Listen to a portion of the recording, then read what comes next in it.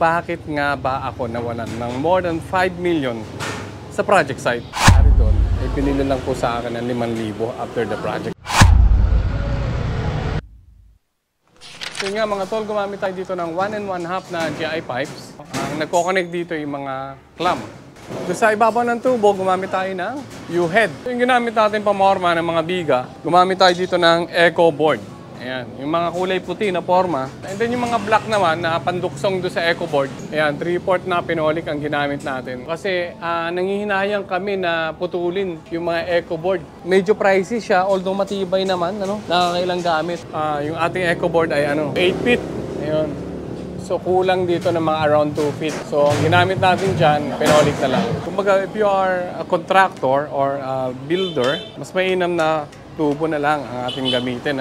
Yung iba nating mga tubo, almost 15 years to 20 years na yung iba dyan. Kagandahan naman sa clam na ito, ilang project na yung nagawa nito. Ayan, kikita nyo, luma-luma na. Then ito naman yung bagong swivel clam. Yan.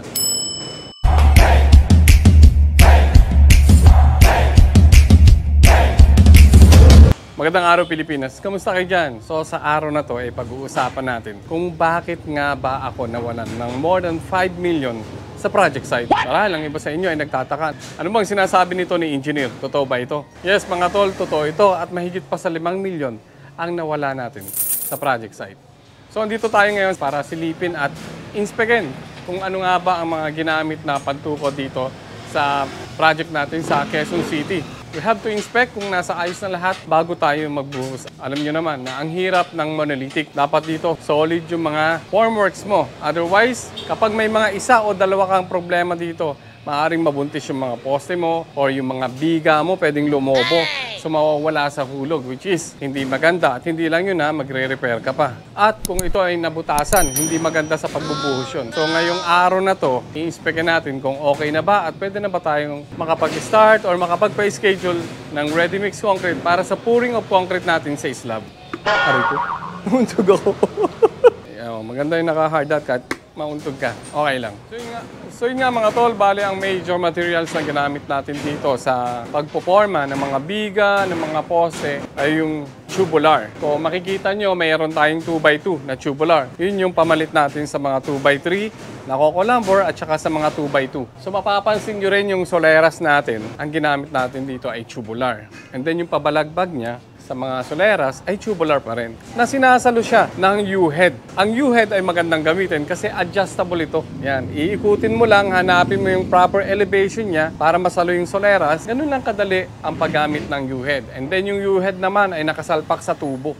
So makikita nyo, imbes na gumamit tayo ng 2x3 or 2x4 sa mga panukod, sa mga formwork, ang ginamit natin dito ay tubo. So wala na tayo ditong kahoy. Kung hindi ako nagkakamali is more than 10 years na yata tayong hindi bumibili ng cocolambor, ng kahoy para sa pamorma. Although kung may makikita kayong mga konting kahoy sa project site namin, ito ay galing sa mga na-demolish namin bahay. Mga lumang bahay, may mga tira-tirang kahoy na hindi na naman kinukuha ng may-ari. So yun, kaya nagkakaroon kami ng mga konting kahoy sa project site. Pero kung sasabihin yung bumili po ako, almost 10 years na kaming hindi bumibili ng kahoy. I think mas maganda yun, nakatulong pa tayo sa inang kalikasan. Kung sakaling ito ay naging kahoy, mga tol, baka hindi abutin to ng 1 taon o 6 na buwan. So sa mga past projects ko, nakakaranas ako ng bumili ng more than 200,000 na pamorma kada projects or mahigit pa. Pero anong nangyayari? After the projects, may mga lalapit sa'yo. Bibili yung mga formworks mo. Imagine ninyo, yung 200,000 na pamorma, na pantukod, bibili lang sa inyo ng 4 hanggang 5,000. Ano nangyari sa investment mo? Kaya kung ako sa inyo, kung magiging builder kayo, contractor, mag-invest na kayo sa tubo. Kasi sabi ko nga kanina, yung tubo ay tubo pa rin after a couple of years. Maalagaan lang mabuti, wag lang ma-expose sa sobrang tubig or ulan, scaffoldings mo pa rin yan at tubo pa rin yan. So yun nga mga tol, by experience ang ayoko sa kahoy at pako. Ilang beses na po kaming napako. Hindi lang ako, yung worker ko, napako na rin. May na-aksidente. Kahit ako, kahit naka-safety shoes na rin, napako pa rin po ako. One of the lesson na natutunan ko dito is umiwas sa pako, umiwas sa kahoy. So yun, iwas disgrasya. So dito, iwas untog lang, mga tol. Yun lang naman. Kaya dapat naka-hard hat. Wow naman! Mag-hard hat ka na lang para iwas ka sa untog. Ayan. Aray.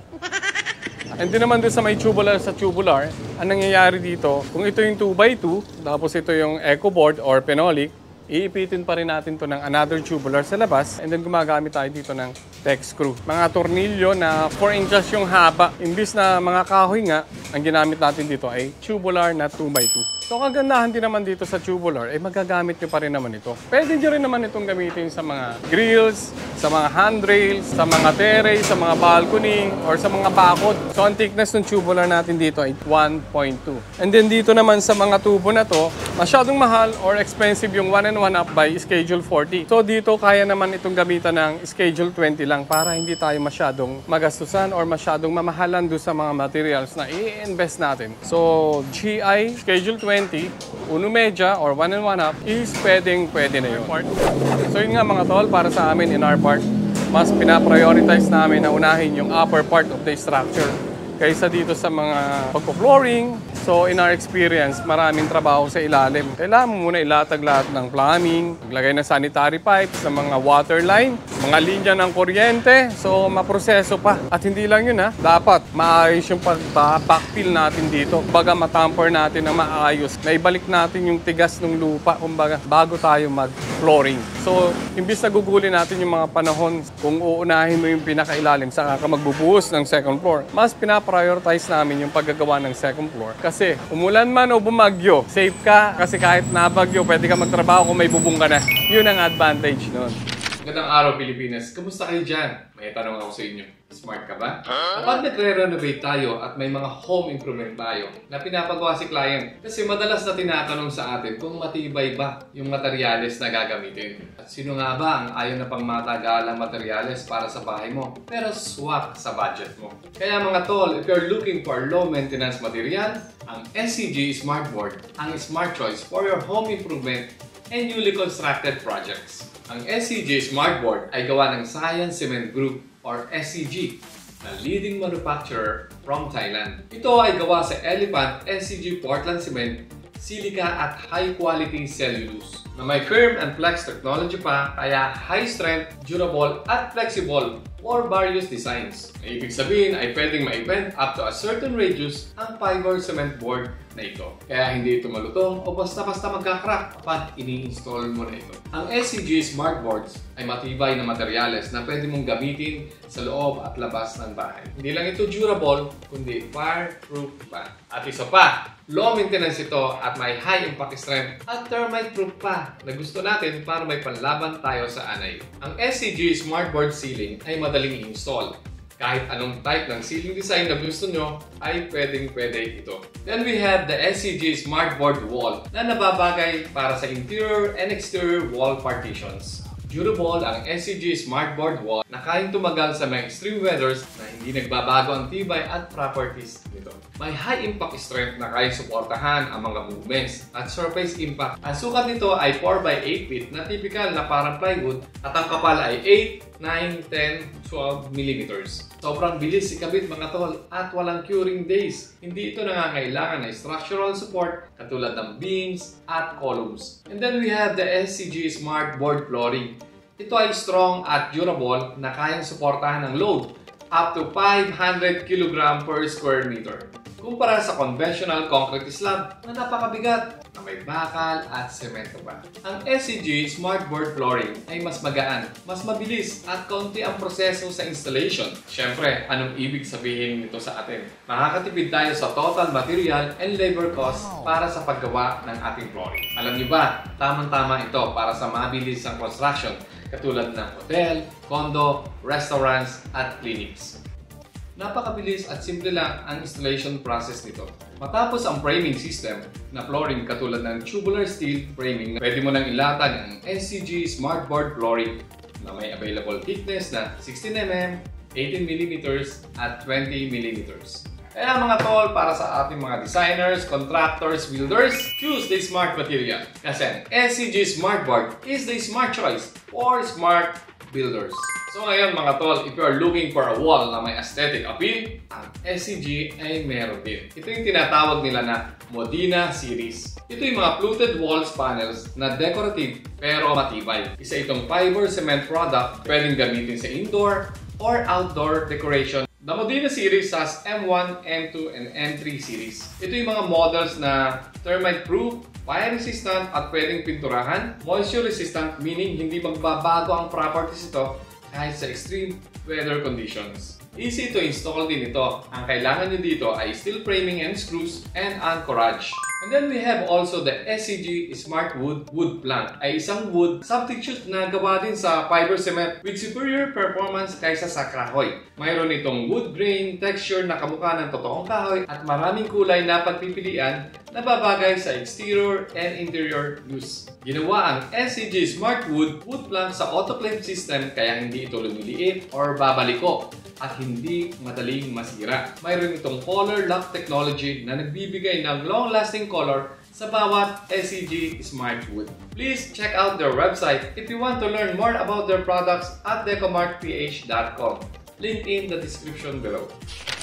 Sabihin ko na ngayon kung bakit nga ba I lost 5 million sa project site. Kung susumahin po natin mga to, yung mga naibili natin coco lumber, mga plywood na ginamit natin sa lahat ng naging project site natin. Mula nung tayo ay nangontrata ay mahigit na pong 5 million. Ngayon kung nung una pa o nung araw pa ay nag-invest na tayo sa mga formworks na ganito, siguro hindi aabot na malos tayo ng 5 million. By experience kong kinukwento, may project ako na more than 200,000 plywood, mga coco lumber. Kaya nangyari doon, ay binili lang po sa akin ng 5,000 after the project. Kasi nga, sabi nila naulan na. So kung susumahin mo lahat ng projects natin at ininvest mo sa mga coco lumber, mga plywood, mga kung ano-anong pamorma, ay mahigit 5 million na po ang nawala. Ngayon kung binili po natin yun, tubo, clamp, tubular, hanggang ngayon po ay tubo at tubular clamp pa rin po yan. Mga U-head, mga base jack, mga shoring jack. Yun ang sinasabi ko na I lost more than 5 million sa project site. Yun po yung dahilan. Kaya dinidiscuss ko po sa inyo, ay huwag nyo nandanasin yung naranasan ko na I realized after a couple of years pa. Kaya, at isa pa mga tol, i-discuss ko na rin sa inyo. Alam nyo ba yung mga pinolik? Yung mga pinolik ngayon ay hindi kagandahan ng pagkakayari. Magaling na yung nabilhan mo ng pinolik kung ito umabot ng 2 hanggang 3 gamit. Eh kung ganun din lang pala mangyayari. Ang advice ko sa inyo, mag-invest na kayo sa magandang pamorma. Yung talagang tatagal, matibay, at medyo pang matagalan. Kasi, by experience yung mga pinolik na nakukuha natin sa different supplier ay hindi nakagasing ganda nung araw. Na kapag sinabi mong pinolik, talagang pinolik. Eh ito, ngayon bumili ka sa hardware, bumili ka doon. Anong nangyayari? Pinolik daw, 18mm, makapal. Makapal nga, pero pag ginamit mo na, hinahati mo pa lang o nilalagari mo pa lang o pinapadaanan mo pa lang sa circular so nagmumugbog na. So yun nga mga tol, yung ibang costing natin sa formworks ay umaabot ng 15 to 20 or even higher pa. Depende kung anong klase ng formworks ang hinihingi ng design doon sa ating structure. Vlog natin. So gusto ko lang malaman kung ano nasa isipan ninyo. Kung gagamit ka pa rin ba ng kahoy or mag-i-steel ka na. So let me know what you think. Please comment down below. Pag-usapan natin yan sa comment section. So yun nga mga tol, maraming salamat sa panonood. Maraming salamat sa oras. Sana'y may natutunan kayo sa video na to. Please don't forget to subscribe and hit the notification bell para updated ka sa mga susunod na video natin. Hanggang sa muli, hanggang sa susunod na video natin ha. Ingat!